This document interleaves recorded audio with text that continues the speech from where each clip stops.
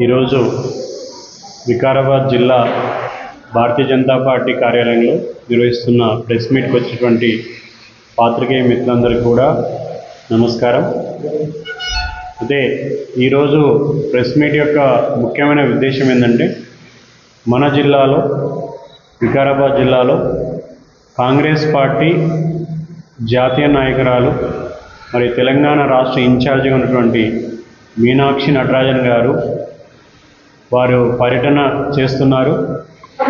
మరి అది పర్యటన మామూలు పర్యటన కాకుండా పాదయాత్ర అని చెప్పేసి ప్రజల్లోకి పాదయాత్ర తీసుకెళ్తూ మరి ప్రజాపాలన యొక్క అద్భుతమైన విజయాలని ప్రజల్లోకి తీసుకెళ్లాలని చెప్పేసి మరి వీళ్ళు ఈ పాదయాత్ర చేస్తున్నట్టుగా మనకు తెలుస్తుంది.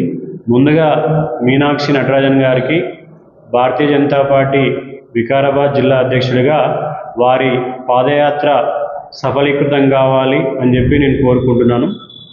అయితే వారు మీనాక్షి నటరాజన్ గురించి అందరికి తెలిసే ఉంటుంది, కానీ తెలియని వాళ్ళకి ఇదొక వింతలాగా ఉంటుంది.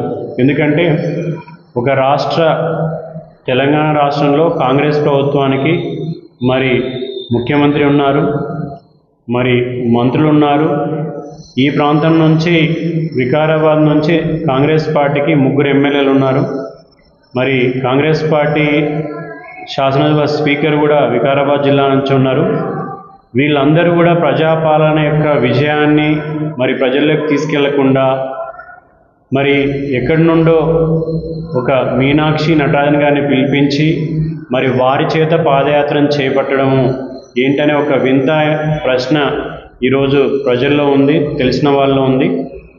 సో అయితే ఈ మీనాక్షి నటరాజన్ వారు ఈ పాదయాత్రలో చేపట్టేటప్పుడు కొన్ని ప్రశ్నలు మేము అడగాలనుకుంటున్నాం.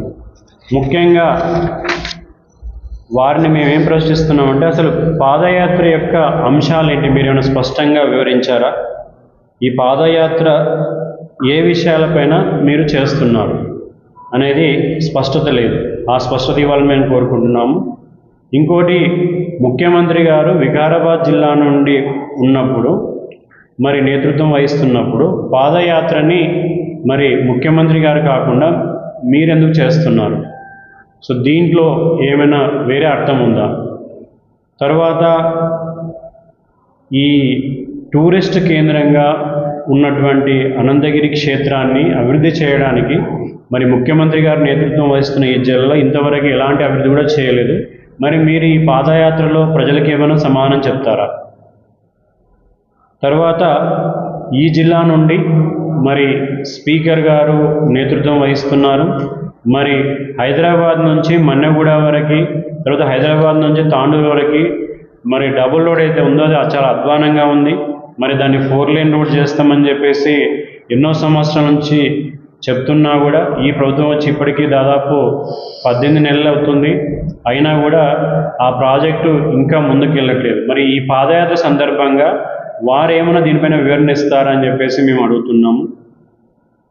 తర్వాత రాష్ట్ర మంత్రులు పర్యటనకు వచ్చారు. మన ఉప ముఖ్యమంత్రి బట్టి విక్రమార్క గారు పర్యటనకు వచ్చారు. మరి ఆయన స్పెషల్ కాన్వాయ్లో వెళ్తూ కాగ్నా నది పైన ప్రభుత్వం డబ్బులతోన 16 కోట్లు పెట్టి 2 సంవత్సరాల కింద నిర్మించిన బ్రిడ్జి కూలిపోయి పెద్ద హోల్ పడి కాంక్రీట్ అంతా కొలాప్స్ అయిపోయి మరి ఊచలన్నీ బయటపడ్డాయి. పైనుంచి చూస్తే కింద నీళ్లు పారుతున్నది కూడా తెలుస్తుంది. మరి కనీసం ఆయన కారు నుంచి దిగలేదు. దిగి అక్కడ ఏం జరిగింది, ఇంత ప్రజాధనం వృధా ఎందుకయింది, మరి ఈ కాంట్రాక్టర్ ఎవరు, మరి టీఆర్ఎస్ గవర్నమెంట్లో ఇది నిర్మాణం జరిగింది, మరి దానిపైన చర్య తీసుకోవాలనే ఎలాంటి ప్రయత్నం కూడా ఆయన చేయలేదు. మరి మంత్రులేమో కారు దిగకుండా ప్రజా సమస్యలు పట్టించుకోవట్లేదు. మరి మీరేమో మరి జాతీయ కాంగ్రెస్ పార్టీ నుంచి వచ్చి మరి మీరు పాదయాత్ర చేస్తున్నారు. మరి మీరైనా ఈ కాగ్నా రివర్ పైన ఏదైతే బ్రిడ్జ్ కొలాప్స్ అయ్యిందో మరి దానిపైన మీరేమన్నా పాదయాత్రలో దాన్ని సందర్శించి మరి విచారణ చేపట్టడానికి ఏమన్నా చర్యలు తీసుకుంటారని చెప్పేసి మేము మీనాక్షి నటరాజన్ గారిని కోరుకుంటున్నాం. ఇంకోటి ఏంటంటే, మీరు పాదయాత్రలు చేసేటప్పుడు కనీసము ఏ 10 కిలోమీటర్లు మీరు పాదయాత్ర చేసినా గుంతలు లేని రోడ్డు మీరు ఏమైనా చూపించగలరా? ఎస్పెషల్లీ వికారాబాద్ జిల్లాలో రాష్ట్రంలో ఏ జిల్లాలో లేనటువంటి అధ్వానమైన పరిస్థితి ఈరోజు వికారాబాద్ జిల్లాలో ఉంది. రోడ్లలో ఒక 10 కిలోమీటర్లు అటెస్టెచ్ మీరు ట్రావెల్ చేస్తే ఖచ్చితంగా కంపల్సరీగా గుంతలు ఉంటున్నాయి. మరి దీనిపైన కూడా వారు స్పందించాలని చెప్పేసి మేము డిమాండ్ చేస్తున్నాము. తర్వాత మరి ఈరోజు పాదయాత్రలు చేస్తున్నారు. ఎక్కడ చేస్తున్నారు? మీరు హైదరాబాద్లో చేయట్లేదు. మరి హైదరాబాద్ నుంచి 100 కిలోమీటర్ల దూరంగా వికారాబాద్ జిల్లాలో, అది కూడా పరిగిలో స్టార్ట్ చేశారు. మరి ముఖ్యమంత్రి గారి ఇలాకాలో స్టార్ట్ చేశారు. మరి ఈరోజు గ్రామాల్లో మీరు పర్యటిస్తున్నప్పుడు అక్కడ మీకు స్పష్టంగా సమస్యలు బయటపడుతున్నాయి. ఎందుకంటే దాదాపు 2 సంవత్సరాలైంది, పంచాయతీలో సర్పంచులు లేరు, పాలన పడకేసింది. మరి కేంద్రం నుంచి అంతకుముందు వచ్చే పారిశుద్ధ్యం నిధులు కావచ్చు, ట్రాక్టర్లకి డబ్బులు కావచ్చు, డీజిల్ కావచ్చు, మరి వీధి లైట్ల రిపేర్ కావచ్చు, ఈ నిధులన్నీ కూడా మరి పంచాయతీ ఎలక్షన్లు పెట్టకపోవడం వల్ల, మరి నిధులు అందకపోవడం వల్ల అక్కడ ప్రతి పంచాయతీ కూడా సమస్యల్లో ఉంది. దాదాపు పంచాయతీ సెక్రటరీలు దాదాపు 50,000 నుంచి ₹1,00,000 సొంత డబ్బులు ఖర్చు పెట్టుకొని అక్కడక్కడ వ్యవస్థ నడుపుతున్నారు. మరి వాళ్ళ సమస్యలపైన కానీ మరి ప్రజల సమస్యలపైన మీరు స్పందిస్తారా? అదో సమాధానం మీరు చెప్పాలి. ఇంకోటి, అంతకుముందు ఇప్పుడున్న ప్రజెంట్ ముఖ్యమంత్రి రేవంత్ రెడ్డి గారు మరి పాత సర్పంచులందరికీ కూడా, మాజీ సర్పంచులందరూ కూడా హామీ ఇచ్చారు, మేము ప్రభుత్వం వచ్చాక వాళ్ళ బకాయిలు కావచ్చు, బిల్లులు కావచ్చు వెంటనే మేము తీరుస్తామని చెప్పారు. మరి మీరు గ్రామాల్లో ఈరోజు పాదయాత్ర చేస్తున్నప్పుడు మరి మాజీ సర్పంచులకు మీరేమైనా హామీ ఇస్తారా? మరి వెంటనే నిధులు వాళ్ళకి శాంక్షన్ చేయిస్తారా అనే విషయాన్ని కూడా మేము ప్రస్తావన చేస్తున్నాము. మరి మీరు దానిపైన కూడా పాదయాత్రలో స్పందిస్తే బాగుంటుందని చెప్పేసి మేము కోరుకుంటున్నాము. ఇంకొకటి ఏంటంటే, ఈ పాదయాత్ర అసలు దీనికి రాజకీయ కోణం ఏమన్నా ఉందా? ఎందుకంటే పాదయాత్ర అంటే రాజకీయ క్షేత్రంలో అదొక దానికి చాలా ఇంపార్టెన్స్ ఉంటుంది. అంటే ప్రతిపక్ష పార్టీలు పాదయాత్ర చేస్తాయి, లేదా పాలన ఉన్న వాళ్ళు ఎప్పుడు పాదయాత్ర చేస్తారంటే ప్రభుత్వంలో ప్రజల్లో ఆదరణ తగ్గినప్పుడు, లేదా ప్రభుత్వంలో అంతర్గతంగా ఏదైనా సమస్యలు ఉండి ప్రజాదరణ కోల్పోతున్నప్పుడు పాదయాత్ర లాంటి ఒక అస్త్రాన్ని వాడతారు. సో మరి మేము ఒక ప్రతిపక్ష పార్టీగా డిమాండ్ చేస్తూ ఉన్నాం, అంటే ఈ ముఖ్యమంత్రి పైన కానీ ఇక్కడ ఉండే మంత్రుల పైన కానీ కాంగ్రెస్ పార్టీలో అంతర్గతంగా మరి ఏమైనా విశ్వాసం కోల్పోయారా? మరి కాంగ్రెస్ పార్టీ కార్యకర్తలు కావచ్చు, నాయకత్వం కావచ్చు, జాతీయ నాయకత్వం కావచ్చు, మరి ఇక్కడ ఉన్న ముఖ్యమంత్రి పైన వారేమన్నా విశ్వాసాన్ని కోల్పోయి మరి దాన్ని రిపేర్ చేసుకుందామనే ఏమన్నా ప్రయత్నం చేస్తున్నారా అని ఒక అనుమానం మేము లేవనెత్తున్నాము. ఇంకొకటి ఏంటంటే, ముఖ్యమంత్రి యొక్క ఒంటెద్దు పోకడలు కావచ్చు, లేకపోతే ప్రతిపక్షాలని నోరేసుకొని తిట్టడము, సమస్యల నుంచి పక్కదారి పట్టించడము, మరి అంతకుముందు కాంగ్రెస్ రావాలి, మార్పు రావాలని చెప్పేసి వీటిని ఆయన తీర్చలేకపోవడము, వాటికి సమాధానం చెప్పలేకపోవడము, ఆయన విఫలమవుతున్నాడు అని చెప్పేసి మరి ఆయనను చెక్ పెట్టడానికి మరి ఒక జాతీయ నాయకురాలు తీసుకొచ్చి మరి పాదయాత్ర చేపట్టారా అనేది కూడా మేము ఒక కోణంలో మేము ఆలోచిస్తున్నాము. అది ప్రజల్లో కూడా అనుమానం రేకెత్తిస్తుంది. తరువాత కాంగ్రెస్ పార్టీ మనం ఇంతకుముందు గతంలో కూడా చూసాం, కేంద్రంలో కూడా మన్మోహన్ సింగ్ గారిని ప్రధానమంత్రి పెట్టడము, మరి సోనియా గాంధీ పాలన చేయడము, మరి సోనియా గాంధీని ఒక డామినెంట్ వ్యక్తిలాగా ప్రొజెక్ట్ చేయడము, మరి ఇప్పటికిప్పుడు కనీసం ఒక 2 సంవత్సరాలు కూడా పూర్తిగాని రేవంత్ రెడ్డి సర్కారుని పైన మరి విశ్వాసాన్ని కోల్పోయి మరి మీనాక్షి నటరాజన్ని అంటే ముఖ్యమంత్రిని డమ్మీ చేసి మరి ఇంకొక నాయకురాల్ని ప్రొజెక్ట్ చేస్తున్నారా అనేది కూడా, అంటే కాంగ్రెస్కి ఇలాంటివి చేయడము ఇంతకుముందు కూడా పరిపాటి. అంటే కాంగ్రెస్ పొజిషన్లో ఒక వ్యక్తిని పెట్టి మరి ఎవరైతే పొజిషన్లో లేరో ప్రజాస్వామ్య పద్ధతిలో ఎలక్ట్ అయిన వాళ్ళని పక్కకు పెట్టి మరి వేరే వాళ్ళతోనే మరి అధికారం చెలాయించడం అనేది కాంగ్రెస్ పార్టీ ఆనవాయితీ. కాబట్టి అలాంటి ప్రయత్నం ఇక్కడ ఏమన్నా చేస్తున్నారా? ఎందుకంటే కాంగ్రెస్ అనేది డెమోక్రసీని ఎప్పుడు నమ్మదు, మాబోక్రసీని నమ్ముతుంది, లేదంటే కుటుంబ పాలన నమ్ముతుంది. కాబట్టి ఇది కూడా ఈరోజు తెలంగాణ ప్రజలు ఏదైతే మరి 10 సంవత్సరాలు ఉద్యమ నాయకుడిని పక్కకు పెట్టి మరి రేవంత్ రెడ్డి ఆధ్వర్యంలో అధికారంలోకి వస్తే మరి ఆయనను కూడా మరి చెక్ పెట్టి మరి ఇంకో ఏమైనా ఎక్స్పెరిమెంట్ ఏమైనా ప్రయత్నం చేస్తుందా ఈరోజు కాంగ్రెస్ పార్టీ అని చెప్పేసి మాకు అనుమానం వస్తుంది. సరే, ఇది ఏమైనా కూడా ఈరోజు రాష్ట్ర ప్రభుత్వానికి మరి మీనాక్షి నటరాజన్ అంత పెద్ద నాయకురాలు కాబట్టి మరి ఈరోజు తెలంగాణ కాంగ్రెస్ నాయకులు ప్రొజెక్ట్ చేస్తున్నారు. ఆమె రావడం వల్ల పెద్ద ఎత్తున మరి ఏదో మన రాష్ట్రానికి మేలు చేయకూడదని అంటున్నారు. కాబట్టి ఫైనాన్షియల్ పాలసీ మీరు ఏమైనా ప్రొజెక్ట్ చేస్తారా? అంటే ఈరోజు తెలంగాణలో ఏదైతే ఎత్తిపోతల పథకం ఏదైతే ఉందో ఆ ఎత్తిపోతల పథకానికి ఎప్పటి నుంచో పెండింగ్ ఉంది, మరి ఫండ్స్ అలొకేషన్ లేదు. పాలమూరు రంగారెడ్డి ఎత్తిపోతల పథకానికి మీరేమైనా ఫైనాన్షియల్గా గ్రాంట్ ఏమైనా ప్రకటిస్తారా? మరి ముఖ్యమంత్రి గారు ఈ రాష్ట్రం నుంచి ఎలక్ట్ అయినాక మరి ఆశలు ఇంకా చిగురించాయి. వైఎస్ రాజశేఖర రెడ్డి చెప్పారు, అంతకుముందు చాలామంది చెప్పారు, మరి మొన్నటికి మొన్న కేసీఆర్ చెప్పారు చేస్తామన్నారు, ఇప్పటివరకు నెరవేరలేదు. కాబట్టి ఈ ఫైనాన్షియల్ పాలసీని మీరు ఏమైనా ప్రకటిస్తారని చెప్పేసి కూడా మేము డిమాండ్ చేస్తూ ఉన్నాము. ఇంకొకటి ఏంటంటే ఏదైతే 6 గ్యారెంటీల పైన మరి పదే పదే వాటిని ఎలక్షన్ ముందు చెప్పారు, ఎలక్షన్ తర్వాత కూడా చెప్పారు. మరి ఈరోజు 6 గ్యారెంటీలల్లో మరి అన్నీ ఒక ఉచిత బస్ తప్ప మిగతా అంశాలన్నీ కూడా అట్లనే ఉన్నాయి. మరి వీటిపైన ఏమైనా స్పందిస్తున్నారా?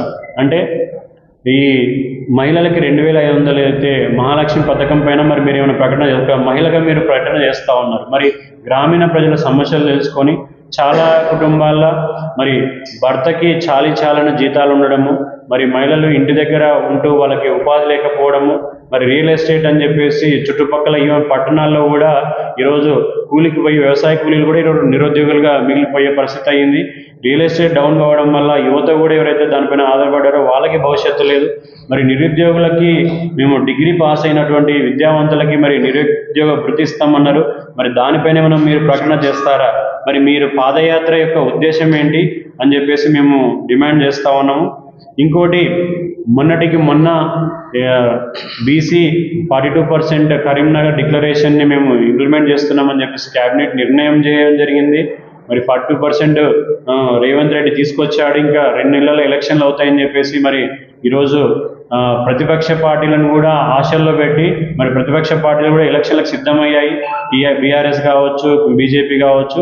మరి చాలామంది యువత కూడా ఈరోజు మేము స్థానిక ఎన్నికల్లో మేము పోటీ చేస్తాము, ఎలక్షన్లు పెట్టండి, మరి ఏదైతే పంచాయతీలలో పాలన పడికేసిందో మళ్ళీ పాలన కావాలని చెప్పేసి సన్నద్ధమయ్యారు. మరి ఈ 42% బీసీ రిజర్వేషన్లు అయితే తెస్తున్నారో దీనిపైన స్పష్టత ఇస్తారా?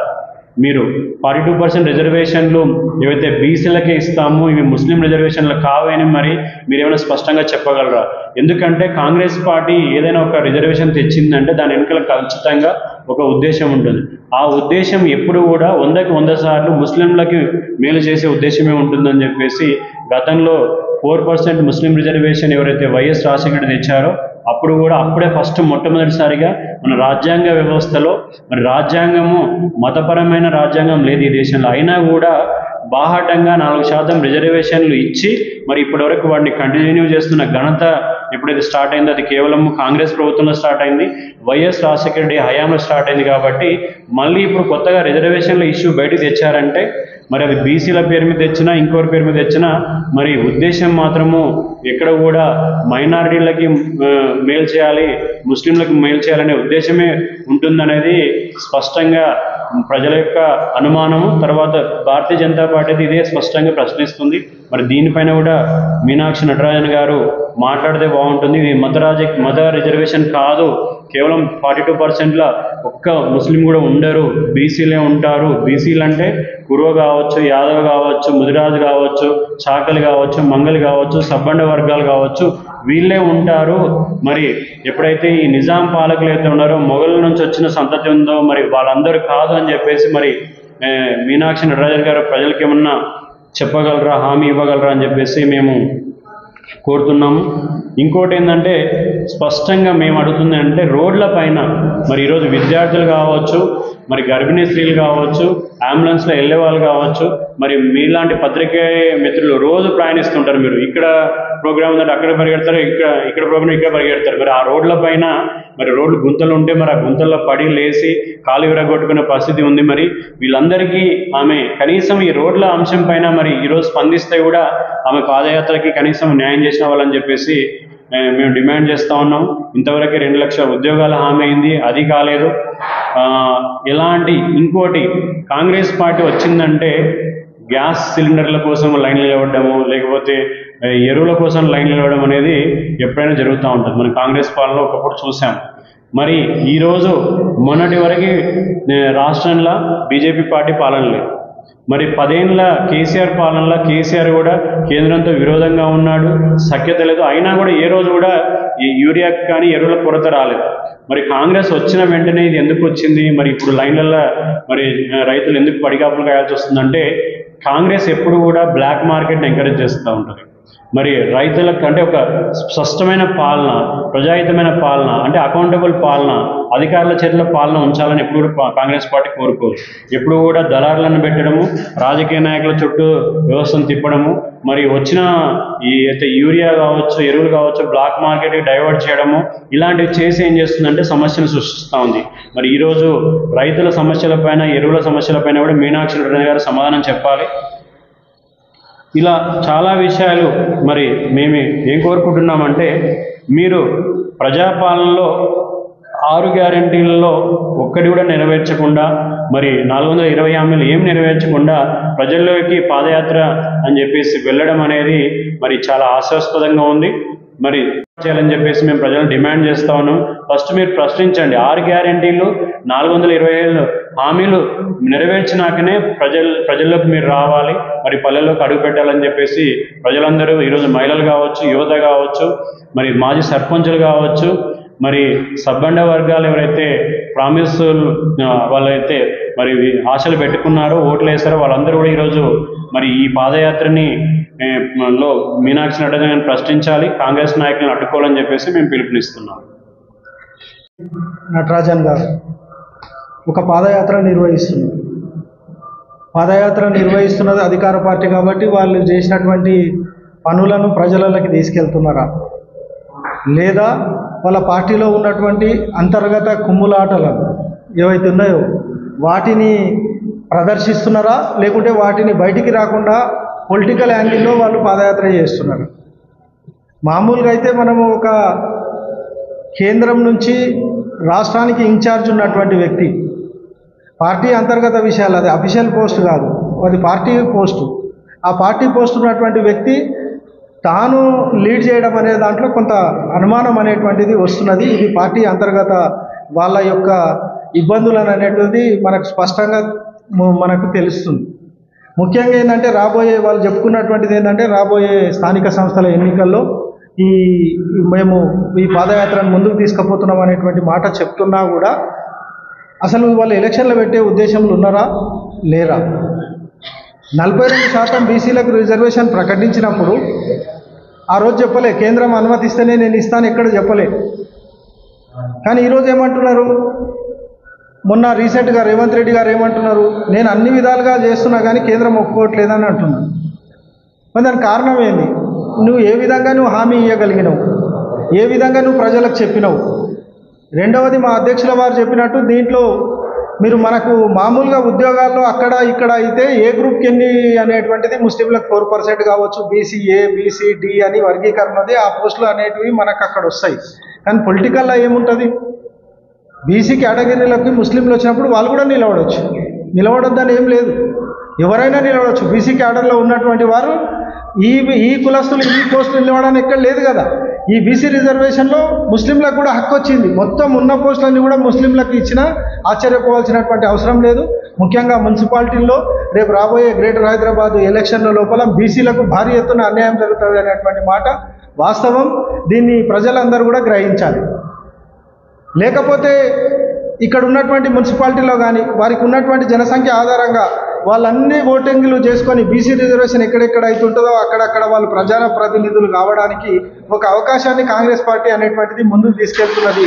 దేశం మొత్తం మీద కూడా ఈ ఎజెండా అనేది ఇంప్లిమెంట్ అవుతున్నది. మనం దాని యొక్క పరిణామాలన్నింటినీ కూడా మనం గ్రహిస్తున్నాం. కాబట్టి ఈ విషయాలను అన్నింటినీ కూడా మనం ప్రజలందరూ కూడా దృష్టిలో పెట్టుకోవాలి.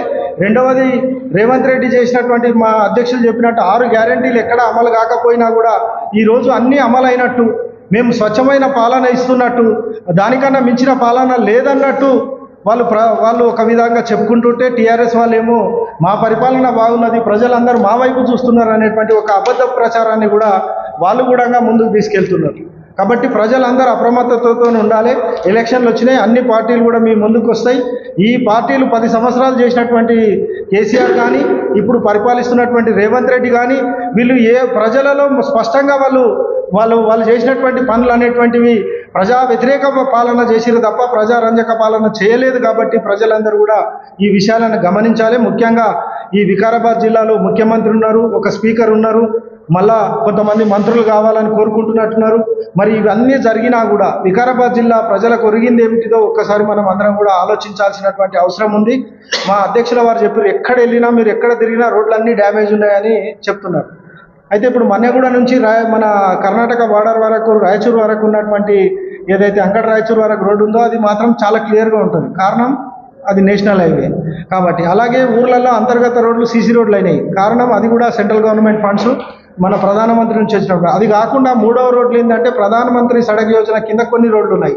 ఈ 3 రకాల రోడ్లు తప్ప ఈ వికారాబాద్ జిల్లాలో ఏ ఒక్క రోడ్ అన్నా మంచిగా ఉన్నదా ఒక్కసారి ప్రజలందరూ కూడా ఆలోచించాలి. మీరు కూడా ఆలోచించాల్సిందిగా నేను విజ్ఞప్తి చేస్తున్నా. గత ప్రభుత్వం నుంచి ఈ ప్రభుత్వం వరకు కేంద్ర ప్రభుత్వం నుంచి అనేక రకాల పథకాల ద్వారా ఈ జిల్లాకు అనేక రకాల ఫండ్స్ వచ్చినాయి.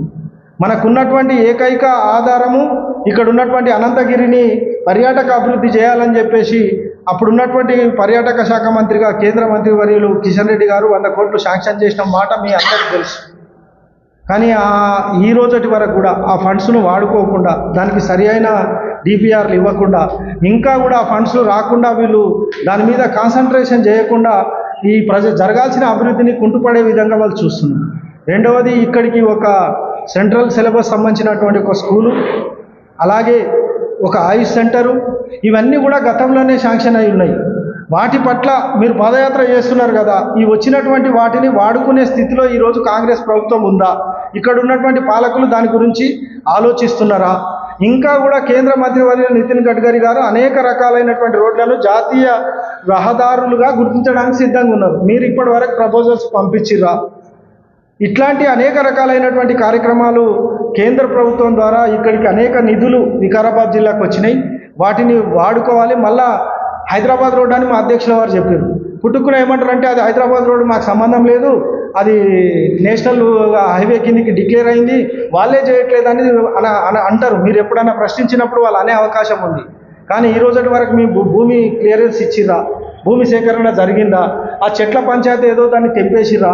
ఇవన్నీ కూడా చేస్తే వితిన్ 1-2 ఇయర్స్ లోపలనే ఆ రోడ్డు పూర్తి స్థాయిలో అభివృద్ధి చెందడానికి సిద్ధంగా ఉన్నది. అదే రోడ్డు కాదు, తాండూరు రోడ్డు కానీ ఇవన్నీ నేషనల్ హైవేస్ కిందికి మారడానికి అవకాశం ఉంది. ముఖ్యంగా నేను కాంగ్రెస్ ప్రభుత్వానికి విజ్ఞప్తి ఏం చేస్తున్నంటే, ఇక్కడ ఉన్నటువంటి దక్షిణ భాగంలో మీరు ఏదైతే త్రిబుల్-ఆర్ రింగ్ రోడ్ ఏదైతే ఉందో దాన్ని అభివృద్ధి పరచడంలో చాలా వెనుకంజలో ఉన్నారు. ఒకవేళ మీకు చేత కాకపోతే కేంద్ర ప్రభుత్వం దాన్ని అభివృద్ధి చేయడానికి సిద్ధంగా ఉన్నది. మీరు దాన్ని కేంద్ర ప్రభుత్వం ఇచ్చినటువంటి నిధులను సద్వినియోగం చేసుకొని ఈ యొక్క అది ఎందుకంటే అది మన జిల్లా నుంచి కూడా 2-3 మండలాల నుంచి పోతుంది. పూడూరు, వికారాబాదు, ఈ నవాపేట మండలం నుంచి కూడా రహదారి వెళ్తుంది. తద్వారా మన జిల్లా అభివృద్ధి చెందడానికి అవకాశం ఉంది. దానికి ప్యారలల్గా రైల్వే లైన్ కూడా వేయడానికి కేంద్ర ప్రభుత్వం సిద్ధంగా ఉంది. కాబట్టి ఇవన్నిటిని తీసుకోవాలని చెప్పేసి, అలాగే మెట్రో వికారాబాద్ వరకు ఎక్స్టెండ్ చేయడానికి కేంద్ర ప్రభుత్వం సిద్ధంగా ఉంది. దాన్ని కూడా ప్రభుత్వ పరంగా మీరు ఇవ్వాల్సినటువంటి నిధులు కేటాయిస్తే త్వరలో వికారాబాద్కు ఎంఎంటీఎస్ వచ్చే అవకాశం ఉంది. ఇంకా అనేక పథకాలు ఉన్నాయి. ఆ పథకాలన్నింటిని కూడా చేసుకొని మీరు పాదయాత్ర చేసే ముందే ఇవన్నిటికీ ఒక బహిరంగ ప్రకటన ఇవ్వాల్సిందిగా నేను ఆల్రెడీ మీరు పాదయాత్ర చేస్తున్నారు, ప్రజలు ఇవన్నీ అడుగుతున్నారు. కాబట్టి భారతీయ జనతా పార్టీ తరఫున మేము ఇవన్నీ కూడా మీ ముందు ఉంచుతున్నాం.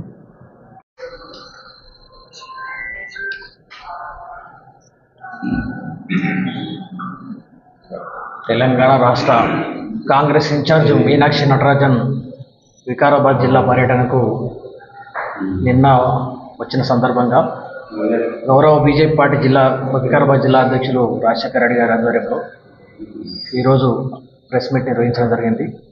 దీనికి విచ్చేసినటువంటి గౌరవనీయులు రాష్ట్ర కార్యవర్గ సభ్యులు ఆనంద్ రెడ్డి గారు మరియు రాష్ట్ర ఎస్సీ మోర్చా నవీన్ గారు, మిగతా పార్టీ నాయకులందరికీ కూడా నమస్కారం. ప్రత్యేకంగా ఇక్కడ విచ్చేసినటువంటి ప్రెస్ మిత్రులకు నమస్కారం. వికారాబాద్ జిల్లా రేవంత్ రెడ్డి గారు మొదట ఇక్కడనే ప్రచారం ప్రారంభించి రాష్ట్రంలో 6 గ్యారంటీలు 420 హామీలు ఇచ్చి ఈరోజు పీఠాన్ని అనుభవించి ఏవైతే హామీలు ఇచ్చిండో అన్ని హామీలను తుంగలో దొక్కడం జరిగింది.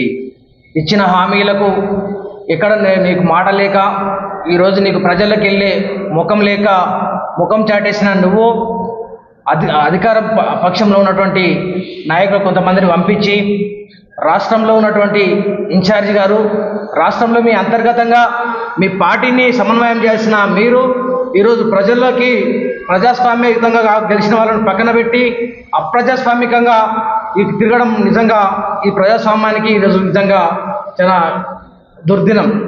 ప్రజాస్వామ్యంలో ఎవరైతే నాయకులు గెలిచిరో ఆ నాయకులు ప్రజల అభిక్షం మేరకు పనిచేయాలి. ప్రజల ఆకాంక్షలు ఏమున్నాయి? తెలంగాణ వచ్చి 10 సంవత్సరాలు గతంలో పరిపాలించిన వాళ్ళు విధ్వంసం చేసినారు, అప్పులపాలు చేసినారనే మీరు గద్దెనెక్కి ఈరోజు వికారాబాద్ జిల్లాను మీరు కూడా అదే దారిలో ఉండి కనీసం మీరున్నటువంటి కోణంగల్ ప్రాంతానికి మాత్రమే 500 కోట్లు నువ్వు కేటాయించుకున్నావు. కానీ వికారాబాద్ జిల్లాలోనే పరిగి, తాండూరు, వికారాబాద్ నియోజకవర్గాలకు కనీసం ఒక్క రూపాయి కూడా కేటాయించాలని ముఖ్యమంత్రి ఈరోజు వికారాబాద్ జిల్లాకు రావడానికి మీ పార్టీ తరఫున వచ్చే వాళ్ళకి అర్హత లేదు. ఈరోజు వికారాబాద్ జిల్లాలో విద్యాలయ వ్యవస్థ చాలా ఘోరంగా ఉన్నది. సామాన్యునికి విద్య అంతరిక్షంలో దాగి ఉన్నది. అంతరిక్షంలోకి వెళ్ళాలంటే ఎంత ఖర్చు అవుతుందో ఈరోజు సామాన్యుడు ఆ విద్యను చదువుకుంటే అంత దుర్భాగ్యమైన పరిస్థితి ఉంది. వికారాబాద్ జిల్లాకు శాంక్షన్ అయినటువంటి గురుకుల పాఠశాలలు ఈరోజు వేరే జిల్లాలో షాబాద్లో నడుస్తున్నాయి. కనీసం అక్కడ పిల్లల్ని తీసుకురావడానికి కూడా చాలా పేరెంట్స్కి కిరాయి లేని దౌర్భాగ్యమైన పరిస్థితి ఉంది. ఈరోజు రైతులు పంట పండించుకుందామని రైతులకు ఉంటే సరైన సమయంలో యూరియా లేక అక్కడ రైతులకు కనీసం ఇక్కడ ఉన్నటువంటి అధికారులు కూడా వ్యవసాయ అధికారులు కూడా ఈరోజు బ్లాక్ మార్కెట్ దందా మా జిల్లా అధ్యక్షులు అన్నగారితో ఇంతకుముందు చెప్పినట్టుగా వాళ్ళు కొమ్ముక్కై అధికారులను అదేవిధంగా వికారాబాద్లో చాలా షాపులలో ఈరోజు గడ్డి మందు కొడితే అది నేరం.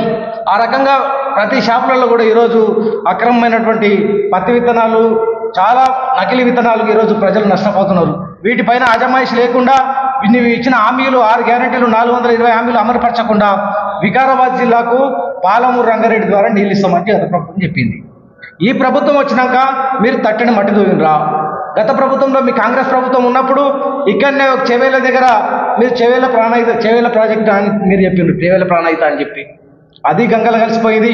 మొన్న కేసీఆర్ నేను పాలమూరు రంగారెడ్డి ద్వారా వికారాబాద్ జిల్లాకు లక్ష్మీదేవిపల్లికి నీళ్ళు తీసుకొచ్చి అక్కడ నుంచి ఇక్కడ వికారాబాద్ జిల్లాలకు వికారాబాద్, తాండూరు, పరిగి నేను నీళ్ళు ఇస్తామని చెప్పడం జరిగింది.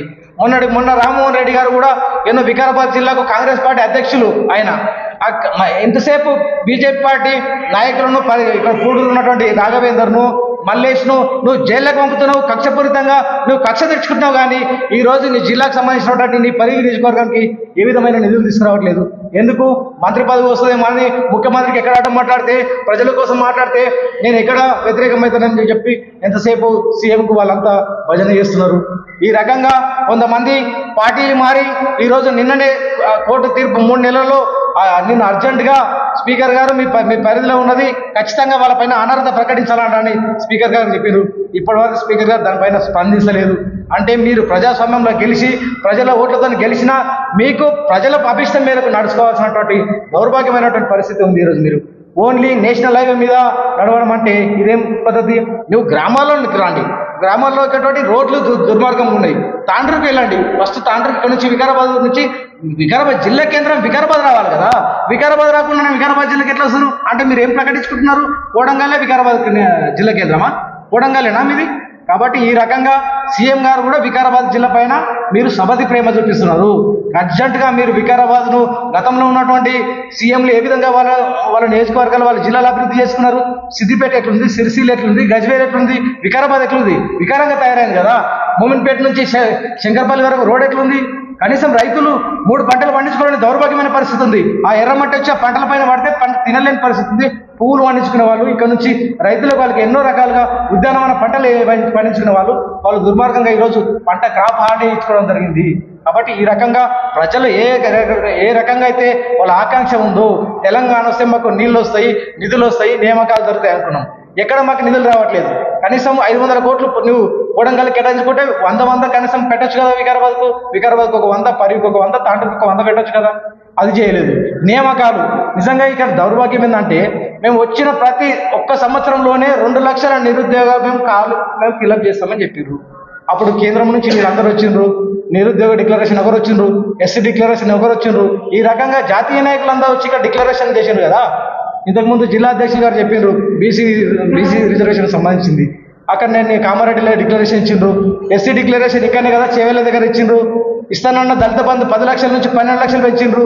ఎటుపోయి మీ ఈరోజు 10వ తరగతి చదివిన ఎస్సీ పిల్లలు కదా, ఎస్సీ ఎస్టీ బీసీల వాళ్ళకి అందరికీ 10,000 ఇస్తామన్నారు. ఇంటర్ చదివితే 15,000 ఇస్తామన్నారు. డిగ్రీ చదివితే 25,000 అన్నారు. పీజీ చేస్తే ₹1,00,000 అన్నారు. పిహెచ్డీ చేస్తే 5 లక్షలు అన్నారు. ఎటుపోయినాయి మీరు? ప్రతి మండల కేంద్రంలో యువతలకు అందరికి శిక్షణ ఇస్తామన్నారు. ప్రతి మండల కేంద్రంలో ఇంటర్నేషనల్ స్కూల్స్ ఇస్తామన్నారు. ఈ రకంగా మీరు దగులుబాజీ ప్రభుత్వం, దగాకోరు ప్రభుత్వం మీది వెంటనే దిగిపోవాలి. ఈ ప్రభుత్వానికి నిజంగా ఇంకా 3 ఏళ్ల సమయం ఉన్నది. ఖచ్చితంగా మళ్ళీ కూడా ప్రభుత్వాలు మీరు ఒకరికి గుర్తుపెట్టుకోవాలి. ప్రజలందరూ కూడా నేను ఒకటే విజ్ఞప్తి చేస్తున్నా. గతంలో 9 లక్షల కోట్ల అప్పు మీరు చేసిండ్రు. ఇప్పుడు వచ్చిన తర్వాత మీరు కూడా వరుసగా అప్పులు చేస్తున్నారు.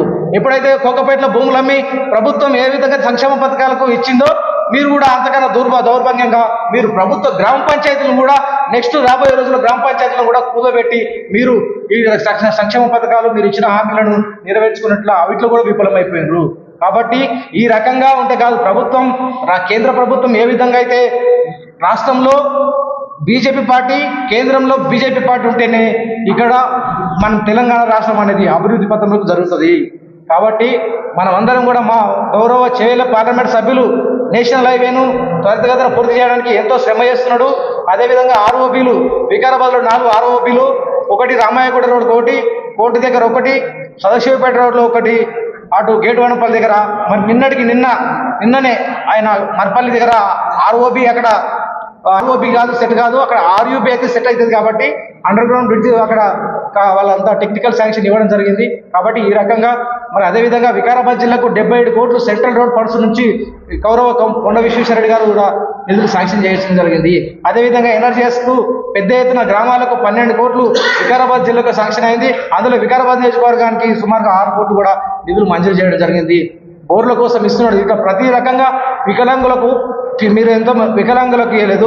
ఆసరా పెన్షన్లు ఇస్తామని చెప్పి 2016 నుంచి 4,000 అన్నారు, 4,000 నుంచి 6,000 అన్నారు. ఈ రకంగా పెంచుకుంటూ పోయారు, ఆర్ఎస్ పెంచుకుంటూ పోయారు.